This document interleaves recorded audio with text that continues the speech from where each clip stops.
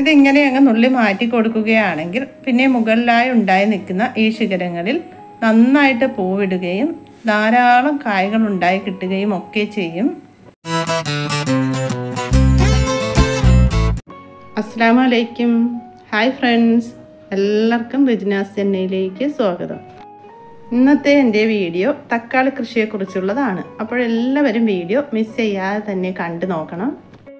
എനിക്ക് കൃഷിഭവനിൽ നിന്ന് തക്കാളി, വെണ്ട, വഴുതന ഇതിൻ്റെയൊക്കെ കുറേ തൈകൾ കിട്ടിയിട്ടുണ്ടായിരുന്നു.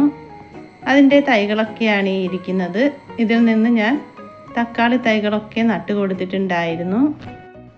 ആ തക്കാളിയുടെ തൈകളൊക്കെ ഈ ഒരു പാകത്തിന് വളർന്ന് നിൽക്കുകയാണ്. അപ്പോൾ ഈ തൈകളൊക്കെ കൊണ്ടുവന്നപ്പോൾ ഹോസ്പിറ്റൽ കേസൊക്കെ ആയതുകൊണ്ട് എല്ലാ തൈകളും വെച്ച് കൊടുക്കാൻ പറ്റിയിട്ടില്ല. എന്നാലും കുറേ വെണ്ട, പയർ, തക്കാളി ഇതൊക്കെ നട്ടു കൊടുത്തിട്ടുണ്ടായിരുന്നു. അത് നമ്മുടെ തക്കാളി തൈ ഇത്രയൊക്കെ വളർന്ന് നിൽക്കുകയാണ്. ഇനി ഈ തക്കാളിയുടെ ചുവടുകളിലായിട്ടൊക്കെ ഇതുപോലെ കമ്പുകളൊക്കെ ഒന്ന് ഊന്നി കൊടുക്കുകയാണ്. തക്കാളിയുടെ തൈകളൊക്കെ നട്ട് അധികം വളരുന്നതിന് മുന്നേ തന്നെ ഇതുപോലെ കമ്പുകളൊക്കെ ഒന്ന് ഊന്നി കൊടുക്കുകയാണ്. ഇപ്പോൾ ഇക്ക നാട്ടിലുള്ളത് കൊണ്ട് എന്നെ ഒന്ന് സഹായിക്കാൻ വന്നിരിക്കുകയാണ്. തക്കാളിക്ക് കമ്പൊക്കെ ഊന്നി ഇതുപോലെയൊക്കെ ഒന്ന് കെട്ടിക്കൊടുക്കുകയാണ്. തക്കാളിക്ക് കമ്പുകൾ ഊന്നി കൊടുക്കുമ്പോൾ അതിൻ്റെ ചുവട്ടിൽ നിന്ന് കുറച്ച് അകലെ മാറി വേണം കമ്പുകൾ ഊന്നി കൊടുക്കുവാൻ. അല്ലെങ്കിൽ ചെടിയുടെ വേരുകളൊക്കെ മുറിഞ്ഞു പോകും. തക്കാളിക്ക് ഗ്രോ ബാഗ് ഒരുക്കുന്നതും തൈകൾ വെക്കുന്നതും ഒക്കെയുള്ള വീഡിയോ ഒന്നും എടുക്കാൻ പറ്റിയിട്ടില്ല. ഞാൻ നേരത്തെ തക്കാളി കൃഷി ചെയ്ത വീഡിയോ ഒക്കെ ചെയ്തിട്ടുണ്ട്. അതിൽ ഗ്രോ ബാഗ് ഒരുക്കുന്നതും തൈകളൊക്കെ മാറ്റി നടുന്നതും ഒക്കെ കാണിച്ചിട്ടുണ്ട്. അതിൻ്റെ ലിങ്ക് മുകളിലായി ഞാൻ ഐ ബട്ടൺ കൊടുത്തിരിക്കാം. കണ്ടിട്ടില്ലാത്തവർ അതൊക്കെ ഒന്ന് കണ്ടു നോക്കണം. എന്നാലും ഞാൻ തക്കാളി കൃഷിക്ക് മണ്ണൊരുക്കുന്ന രീതിയൊക്കെ ഒന്ന് പറയുകയാണ്. ഇപ്പോഴെല്ലാ തക്കാളി ചെടിയുടെയും ചുവടുകളിലായി കമ്പുകളൊക്കെ ഊന്നി കൊടുത്തിരിക്കുകയാണ്. തക്കാളി കൃഷിക്കായി കുമ്മായമിട്ട് ട്രീറ്റ് ചെയ്ത മണ്ണ് വേണം എടുക്കുവാൻ.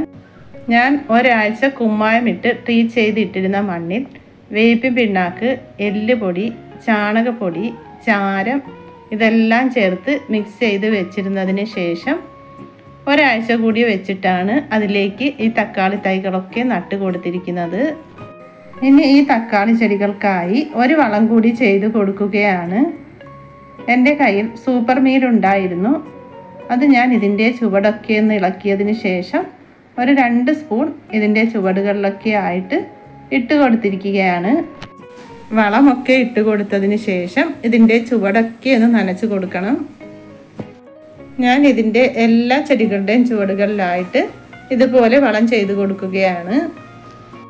തക്കാളിയുടെ തൈകൾ നട്ട് കൊടുക്കുമ്പോൾ ശ്രദ്ധിക്കേണ്ടത് സ്യൂഡോമോണസ് ലായനിയിൽ കുറച്ച് സമയം മുക്കി വെച്ച് കൊടുത്തതിന് ശേഷം വേണം തൈകളൊക്കെ ഇതുപോലെ ഗ്രോ ബാഗിലായി നട്ട് കൊടുക്കുവാൻ.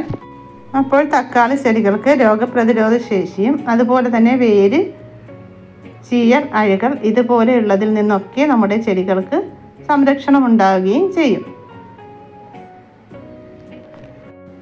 ഇപ്പോൾ എൻ്റെ വീഡിയോ ആദ്യമായിട്ട് കാണുന്ന കൂട്ടുകാരൊക്കെ ഉണ്ടെങ്കിൽ സബ്സ്ക്രൈബ് ചെയ്യാൻ മറക്കരുത്. അതുപോലെ തന്നെ ലൈക്ക് ചെയ്യാനും ഷെയർ ചെയ്യാനും കമൻറ്റ് ചെയ്യാനും ഒന്നും മറക്കരുത്. ഞാൻ നേരത്തെ നട്ടു കൊടുത്തിരുന്ന തക്കാളിയിലും വഴുതനയിലും ഒക്കെ ഇപ്പോഴും നല്ല രീതിയിൽ കായ്കളൊക്കെ ഉണ്ടായിക്കൊണ്ടിരിക്കുകയാണ്. ഇപ്പോൾ നമ്മുടെ തക്കാളി ചെടികളൊക്കെ ഈ ഒരു പാകത്തിന് വളർന്നു നിൽക്കുകയാണ്. ഇനി നമുക്ക് നന്നായിട്ട് തക്കാളി കായ്കളൊക്കെ വലുതാകുന്നതിനും നിറയെ തക്കാളി കായ്കളൊക്കെ ഉണ്ടാകുന്നതിനുമായി ഞാൻ ഈ ടിപ്സ് ചെയ്ത് കൊടുക്കും. തക്കാളി ചെടികൾ കുറേ ചെറിയ ചെറിയ ബ്രാഞ്ചുകൾ ഉണ്ടായി വരാറുണ്ട്. അത് അധികം വളരുന്നതിന് മുന്നേ തന്നെ ഇതുപോലെ നുള്ളി മാറ്റി കൊടുക്കും.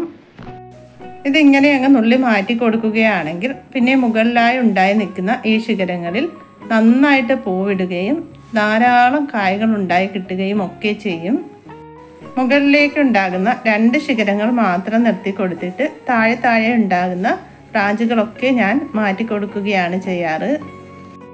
അധികം ആ ശിഖരങ്ങൾ വളരുന്നതിന് മുന്നേ തന്നെ കൈകൊണ്ട് നുള്ളി മാറ്റി കൊടുക്കുകയാണ് ചെയ്യുന്നത്.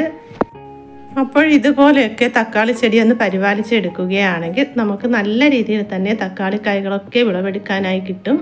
ഒരു 5 മൂട് തക്കാളി തൈകളെങ്കിലും ഇതുപോലെ ഗ്രോ ബാഗുകളിലായിട്ടൊക്കെ ഒന്ന് നട്ട് കൊടുക്കുകയാണെങ്കിൽ നമ്മുടെ വീട്ടാവശ്യത്തിനായിട്ടുള്ള തക്കാളികൾ വിഷമില്ലാത്തത് നമ്മുടെ വീട്ടിൽ നിന്ന് തന്നെ നമുക്ക് കിട്ടും. അപ്പോൾ ഇതൊക്കെയാണ് ഇന്നത്തെ എൻ്റെ വീഡിയോ നിങ്ങൾക്ക് എല്ലാവർക്കും ഇഷ്ടപ്പെട്ടുവെങ്കിൽ സപ്പോർട്ട് ചെയ്യാൻ മറക്കരുത്. അപ്പോൾ നമുക്ക് മറ്റൊരു പുതിയ വീഡിയോയുമായി വരുന്നത് വരെ എല്ലാവർക്കും ബൈ ബൈ.